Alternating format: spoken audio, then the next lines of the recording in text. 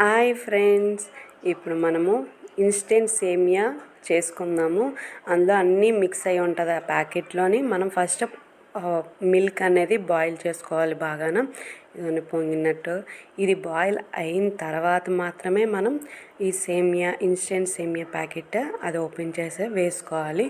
లేదంటే పాలు బాయిల్ అవ్వకపోతే కొంచెం స్మెల్ వస్తుంది. కాబట్టి పాలు బాయిల్ అయిన తర్వాత మిల్క్, అప్పుడు మనం ప్యాకెట్ ఓపెన్ అందులో మనం సపరేట్గా కిస్మిస్, జీడిపప్పు అవన్నీ వేయాల్సిన లేదు. అందులో ఆల్రెడీ అన్నీ ఉంటాయి అన్నమాట, మిక్స్ అయ్యి షుగర్తో సహా.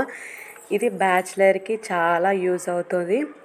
ఎప్పుడైనా మనకి స్వీట్ తినాలనిపిస్తుంది కాబట్టి ఆ టైంలోని ఈ ప్యాకెట్ ఒకటి తెచ్చుకొని చేసుకుంటే చాలా అంటే చాలా టేస్టీగా ఉంటుంది.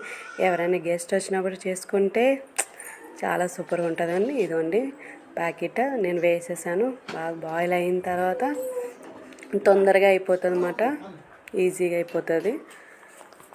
కానీ చాలా అంటే చాలా టేస్టీగా ఉంటుంది.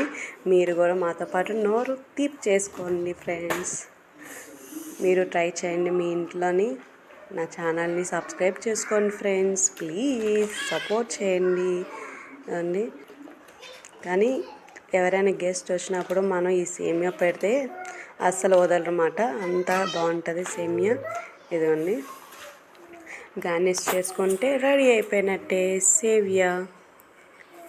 ఇవన్నీ వరంస్లై పాయాసం.